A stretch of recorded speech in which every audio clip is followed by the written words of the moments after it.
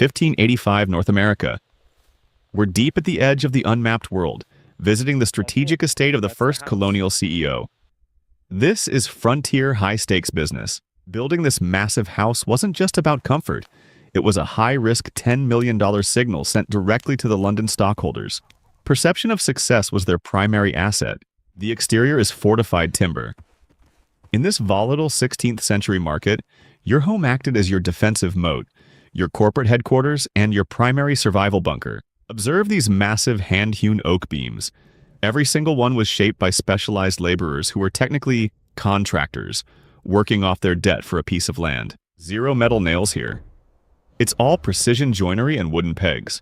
A high-end architectural hack for a land with no hardware stores or local iron production. The garden isn't for aesthetic flowers. It's a high-stakes R&D lab for cash crops like tobacco and sassafras, which were the high-margin tech of the 1500s. This estate occupies the highest ground for miles. In 1500s business, visibility is the ultimate power move for surveillance and signaling your dominance to every competitor. The roof is finished in hand-split cedar shingles. It's expensive, fire-resistant, and a massive status flex over the neighbors who are still living under primitive, leaky thatch. Approaching the primary entrance now. This is massive oak, reinforced with forged iron straps. Security was the first priority for an executive operating in a hostile environment. There's no doorbell here. You'd have a literal armed guard standing at this threshold 24/7 to vet every visitor and protect the colony's sensitive proprietary trade secrets. Stepping inside, the smell of wood smoke, raw wool, and beeswax is overwhelming. This is the distinct scent of 1585 wealth and high-end colonial industrial operations. This is the Great Hall, the ultimate boardroom of the frontier. This is where the land grant deals were signed and the first economic policies of America were debated. The floors are wide plank yellow pine, polished with oil. Keeping these pristine in a muddy, undeveloped colony required a massive, dedicated team of full-time domestic human capital. Look at these windows, small, expensive leaded glass panes. In 1500s America, glass was a hyper-luxury import that signaled you had a direct line to European supply chains. The fireplace is the thermal engine of the entire house. It's a massive stone construction requiring a constant supply of seasoned hardwood to keep the operation running 24/7.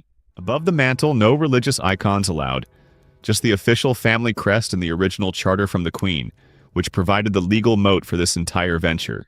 The furniture is heavy, dark, hand-carved oak. It was built to last for centuries and survive the brutal transatlantic voyage that claimed so many other startup investments. This table seated 20 executives. In a colonial startup, you don't eat with family, you eat with your board to discuss the mistake reaction correction loops of the previous day. Moving into the withdrawing room now. This is the high security zone intended for private financial negotiations and the most sensitive corporate planning away from the general staff. The walls are covered in heavy wool tapestries.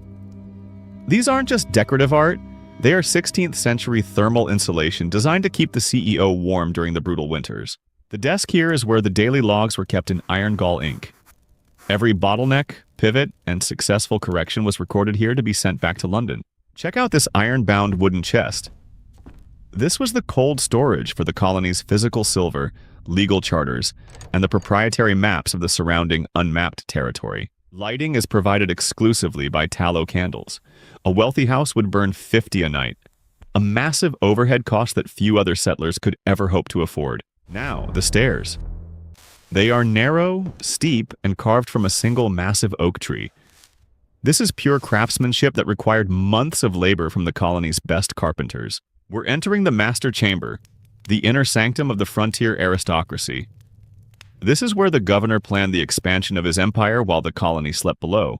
The bed is a massive four-poster with heavy velvet curtains. In the 1500s, privacy from your staff was a luxury that only the top 1% could buy. No modern comforts here whatsoever. Just a high-density straw and feather mattress and a cold stone floor. Even for the wealthy, the frontier was a test of physical endurance. The wardrobe holds garments made of imported silk and velvet. You had to dress for the job you wanted.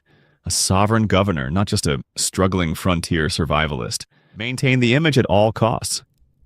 Even in the deep wilderness, you wore the lace and velvet of London to remind everyone who was actually in charge here. Moving to the kitchen wing now, the primary supply chain hub. This house was designed to be a completely self-sustaining factory for calories and essential colonial survival goods. The hearth here is even larger than the Great Hall. This is where the human capital prepared the massive amount of energy required to keep the workforce productive. Copper pots are everywhere. Copper was the high-tech kitchenware of the 1580s. It was shiny, durable, extremely expensive, and required constant maintenance to prevent toxic oxidation. The pantry is stocked with salted pork and hardtack. Inventory management wasn't just a business metric here, it was the literal difference between life and a slow death. Look at this spice box. Small portions of pepper, cinnamon, and cloves worth more than the average laborer's annual wages. This was the ultimate 1500 status symbol. The cellar below holds the real treasure, dozens of barrels of beer and wine. Water wasn't safe to drink, making alcohol the most critical liquid asset in America. Every barrel is marked with the company's seal for quality control. Auditing the alcohol inventory was a daily task for the owner to prevent shrinkage and employee theft. Heading back outside to the outbuildings. This workshop is where the proprietary tech, the wheels, tools, and weapons, was maintained by the colony's most skilled technical engineers. The stable holds rare, imported horses. Owning a horse in 1585 Virginia was the equivalent of owning a private jet today. It provided unmatched mobility and market reach. The perimeter fence is sharpened to cedar spikes. It's a constant, gritty reminder that this corporate startup was surrounded by aggressive competitors and an environment that wanted it gone. I'm walking the boundary line now. To the west lies thousands of miles of unmapped market potential and untapped resources. This house was the gateway to that wealth.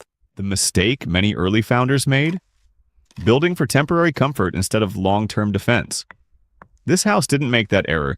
It was built as a permanent fortress. The reaction to early failures?